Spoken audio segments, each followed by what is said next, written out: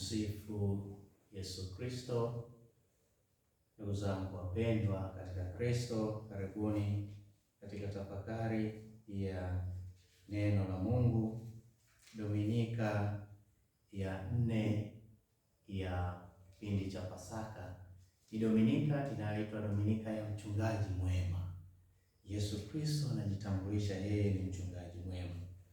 Tutasikia namna mchungaji mwema anavyojipambanua katika masomo haya matatu.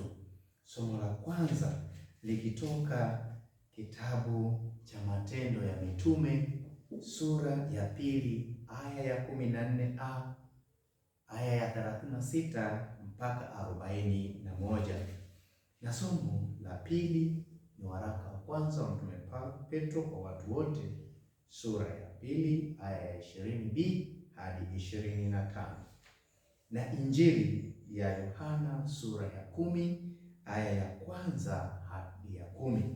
Katika masomo yetu haya matatu yote yanapambanua nguvu ya mchungaji mwema.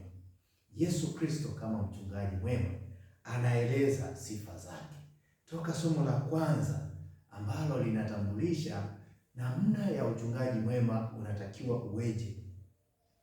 Wanaalikwa wafuasi wa Kristo waliobatizwa na walionunuliwa kwa gharama kubwa kabisa kutubu dhambi zao. Kutubu ni kuzaliwa upya katika maisha ya kiroho na kuacha maisha ya dhambi na anasa, tafrija mbalimbali ambazo hazina nguvu na uwepo wa Mwenyezi Mungu ndani yake. Kutubu ni kuacha yale ya zamani, maisha ya kale yasiyokuwa na amri za Mwenyezi Mungu, yasiyokuwa na mapenzi ya Mwenyezi Mungu, ili tuweze pia kumgeukia yeye tunapotubu na kuzaliwa upya. Hivyo leo wewe Mkristo unaalikwa tubu, uzaliwe upya.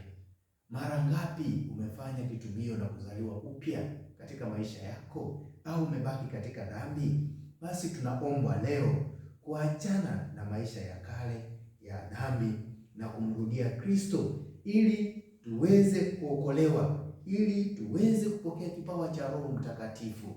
Wangapi tumekipoteza hicho kipawa cha Roho Mtakatifu? Wangapi tumepoteza karama au neema ya wokovu katika maisha yetu? Ni wengi, kwa sababu tumeacha njia za Mwenyezi Mungu, tunaishi maisha ya dhambi. Wewe Mkristo, ungana na Kristo. Tuungane kuzaliwa upya kwa kujuta dhambi zetu, kwa kuacha maisha ya dhambi na mambo yote yasiyompendeza Mwenyezi Mungu. Tutende haki, tuwapende watu, tuwaheshimu na tuweze kuishi nao vizuri. Katika hilo somo la kwanza pia tunapata ujumbe mwingine wa kujifunza kutoka maandiko haya matakatifu ya kitabu cha Matendo ya Mitume. Jiokoeni na kizazi cha ukaidi. Tunapewa ujumbe huo, tunaambiwa jiokoeni na kizazi cha ukaidi. Kizazi hiki cha ukaidi kina mambo mengi yasiyompendeza Mwenyezi Mungu. Ni kizazi chenye ukaidi. Na ni kweli tunashuhudia mambo haya. Waraka huu au kitabu hiki cha Matendo ya Mitume kinatuasa na kutualika tuweze kuepukana na kizazi cha ukaidi. Ili tupate baraka na kibali cha Mwenyezi Mungu, tunapaswa tujiokoe na kizazi hiki chenye ukaidi, kizazi kiovu chenye shingo ngumu, kizazi chenye udhalimu, kizazi cha mauaji, kizazi cha uporaji wa uhai wa watu, haki za watu na ukweli wa neno la Mungu. Tunaambiwa sasa tupende nini? Tupende kuambatana na mateso ya Kristo kwa ajili ya wokovu wa wengine. Tubebe dhambi zao kwa ajili ya wokovu wao. Tuwaombee. Tujiokoe na kizazi hiki kwa kukataa tabia hizi za udhalimu, uuaji, uporaji wa haki na ukweli. Tusiambatane na mambo haya wala tusiburuzwe kwa ukaidi huu kwa ajili ya maslahi ya watu wachache. Na kweli tunashuhudia leo watu wanavyoambatana na kizazi cha ukaidi kwa elekea kulinda maslahi ya watu wachache kwa kupewa kitu kidogo, ili utetee uongo, utetee kitu ambacho ni dhuluma, utetee kitu ambacho kinapora haki ya watu wengine. Watu wanafungwa magerezani bila kufata haki, lakini kila siku wanasimama kutetea haki. Wasimamie mambo yanayozungumza juu ya haki ya watu wengine, lakini sheria zinapindishwa kufata haki. Ndugu zangu wapendwa, tujiokoe. Wewe Mkristo mwenzangu, jiokoe na kizazi hiki cha ukaidi. Kataa kuburuzwa, kataa dhambi hizo, ili uokolewe, ili uokoke, ili umfuate Kristo. Usikubali kutetea maslahi ya mtu mwingine, ya kwako unayaacha, unaangamia. Kristo atusaidie tuweze kuokoka, tuweze kuongoka, tuache ukaidi. Na somo la pili linatupa ujumbe huu: fuata nyayo za Kristo. Hivyo unaitwa wewe Mkristo unayejiita mfuasi wa Kristo, ufate nyayo za Kristo. Ni zipi nyayo za Kristo? Hivyo sisi wa Kristo ambao tumeitwa kwa ajili ya Kristo, nyayo za Kristo ni mateso, kifo na ufufuko wake. Hizo ndizo nyayo za Kristo. Hakuna nyayo zingine za Kristo ambazo tunapaswa sisi kuzifuata. Wewe kama Mkristo ufuate nyayo hizo za Kristo, hutaupata wokovu. Na wengi wetu leo hii tunayakataa mateso ya mwalimu wetu, kiongozi wetu, ambaye yeye ni kielelezo cha maisha yetu, na anatuagiza tukitaka kumfuata kama yeye mchungaji mwema, tubebe msalaba wetu, tujikane sisi wenyewe, tumfuate. Alipowaita wengine waliojipeleka kwake, aliwauliza, je, mpo tayari kukinywea kikombe nitakachokinywea mimi? Wakaitikia, naam Bwana. Ni kikombe gani? Sio kikombe cha mafanikio, sio kikombe cha vitu gani? Ni kikombe cha mateso, kifo na ufufuko wake. Na hakika tukifuata nyayo za Kristo tutakuwa mashuhuda wa imani ya Kristo na kweli kwa wafuasi wa Kristo. Na hivyo tukubali kujitoa sadaka kama Kristo alivyokubali kujitoa sadaka kwa ajili ya watu wengine, kwa ajili yetu, mimi na wewe, kwa ajili ya dhambi zetu. Alikuwa tayari kusimamia ukweli mbele ya makuhani, mbele ya kina Herodi, ya Mapilato na wote waliokuwa watawala. Hakupindisha ukweli. Leo hii tunashuhudia namna ambavyo tunashindwa kufuata nyayo za Kristo. Tunatengeneza uongo na kuweka katika vyombo vya habari kwamba watu washuhudie uongo. Waandamanaji walibeba mabomu, mabalozi wanashuhudia hivyo. Waandamanaji, raia hawa wa Tanzania walibeba mabomu yao, walikuwa na mafunzo tayari, kwa hiyo walijipiga wao wenyewe na kujiua. Ni uongo wa namna gani huu tunaoshuhudia mbele ya macho ya watu? Hakika Mungu ataendelea kutafuna watu wa namna hii. Tuangalie namna gani Kaini alivyotafunwa na damu ya ndugu yake Abeli. Tuone Daudi namna alivyotafunwa na damu ya mtumishi wake Uria, alivyompeleka kwenye vikosi vya mbele akauawa. Hivyo na yeye Mwenyezi Mungu hakumwacha, alimpa taabu na mateso. Hivyo ndugu zangu, tufuate nyayo za Kristo.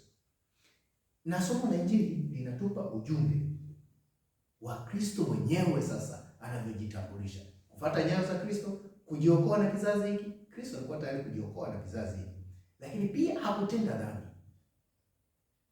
Anatufundisha tuzaliwe upya. Mimi ndimi mlango wa kondoo. Mimi ndimi mchungaji mwema. Walio wangu na wajua, na wao wanijua mimi. Hivyo kondoo wa Kristo wanamjua Kristo, na walio wake yeye anawajua. Mimi na wewe kama wa Kristo tunaadhimisha Dominika hii ya mchungaji mwema. Je, kweli tunamfahamu Kristo? Tunamjua mchungaji wetu mwema vizuri? Tunamfuata kwa uaminifu, au tunaigiza tu kumfuata mchungaji huyo mwema? Yeye anawajua kondoo wake, akiwafungulia wanamfuata, hahitaji kuwaswaga. Yeye anatangulia, kondoo wanamfuata. Na hii ndiyo sifa ya mchungaji mwema. Je, sisi tulio kondoo wake tunaijua sauti yake kweli? Tunaweza kweli kumfuata anapotuita? Leo hii tunaona kuna sauti nyingi za wachungaji mbalimbali. Je, ni wachungaji wema? Anasema wapo wachungaji wanaoingilia vizingiti vingine, hawapiti mlangoni, wanaingilia kwenye vizingiti vingine. Tunaona wachungaji wa namna hiyo, wanaiba kondoo kutoka makanisa mengine, wanawarubuni kwa mambo mbalimbali. Je, hawa ni wachungaji wema kweli, ambao wanapaswa waingie kwenye mlango, wapitie mlango, waweze kuwafungulia kondoo hawa wawafuate? Je, hawa ni wachungaji wezi, waharibifu, wanaochinja na kuharibu? Tushuhudie maisha haya, namna ambavyo inatokea kweli, na tunaona kondoo wanavyochinjwa na kuharibiwa kwa kudanganywa utajiri. Wananyweshwa mafuta, wanapewa machumvi ya upako ya mafanikio wakaweke kwenye biashara zao, na kweli wanakuja na ushuhuda wa uongo. Mtu amekwenda leo kanisani huko, anashuhudia, mimi nilikuwa na kesi, nilinyang'anywa kiwanja changu, lakini sasa ninayo hati na nina viwanja vingine 8. Amepiga picha, hati hizi zinaonyeshwa kwenye screen. Watu tunaitikia amen. Watu tunaambiwa nilikuwa sina chochote, sasa nina matrekta 4. Mwaka mmoja unapata matrekta ya wapi wewe? Tuache uongo, tuihubiri injili ya Kristo, ya mchungaji mwema ambaye alikuwa tayari kufa kuwatetea kondoo wake, kusimamia ukweli na haki, ambayo hakika kondoo wake walisikia sauti yake na wakamfuata. Na mchungaji mwema yupo tayari kutoa uhai kwa ajili ya kondoo zake, ili wasipotee hao kondoo, wasichinjwe na kuharibiwa. Yesu Kristo ndiye mchungaji mwema, hakubali kondoo wake waharibike, wachinjwe vibaya. Ewe Mkristo unayekubali kuchinjwa vibaya na kuharibiwa, kwa nini unakubali kuharibiwa na kuchinjwa hivi? Tunaona wachungaji hao wanadhulumu mali za kondoo kwa kuwauzia machumvi ya upako, mafuta ya upako, maji ya upako ambayo yatawapa baraka. Wao wanakusanya kutoka kwenye kondoo hao wasiokuwa na chochote, wanaohitaji zaidi nguvu ya Mungu, wanaohitaji zaidi neema na baraka ya mchungaji huyu ambaye anawataka kuwaongoza. Lakini wachungaji hawa sasa wanajimilikisha, wana mabasi, wana malori, wanafanya biashara kubwa kupitia kondoo, na kondoo nao hawajiongezi, wanaburuzwa tu na kuchinjwa vibaya na kuharibiwa. Wanabaki katika hali hiyo. Wengine wameuza mpaka nyumba zao na kupeleka kila kitu kwa wachungaji, wamebaki maskini, wanaambiwa utabarikiwa. Mungu anatufundisha namna ya kubarikiwa. Anapokubariki kwa kufanya kazi zako, tenga sehemu ya kumshukuru, ili ubaki na kitu cha kuweza kukuendeleza katika maisha yako. Sadaka ya kwanza kati ya Kaini na Abeli, walitenga sehemu ya kazi zao, wakaenda kumshukuru Mungu, lakini wanamshukuru Mungu katika zawadi iliyo nzuri. Ndio Abeli alibarikiwa, Ibrahimu alibarikiwa, alichomoa moja kila kitu alichopewa na Mwenyezi Mungu, akamshukuru Mwenyezi Mungu, na akaendelea kubaki tajiri, akaendelea kubaki mwenye kumiliki vitu vilivyomsaidia yeye na majirani zake na watu wengine wote walikuwa wana shida. Tumfuate mchungaji wetu mwema, na kama tunavyofundishwa leo, tuepukane na wachungaji wezi, wachinjaji na waharibifu, wanaodhulumu mali za watu wengine maskini kwa mahubiri ya uongo ya kuwafanya watu watajirike, na watu wananunuliwa na wanaandaliwa kwa ajili ya kutoa ushuhuda wa uongo kwamba wamebarikiwa. Tumwombe mchungaji mwema atupe wachungaji wengine wema kama yeye, watakao walisha kondoo wake malisho mazuri yenye kuwafanya kondoo hawa wanenepe, wanone vizuri, na waweze kuendelea kuijua sauti ya Kristo na kumfuata mchungaji wao mwema. Walio wangu wanijua mimi, nao wanifuata. Tumsifu Yesu Kristo.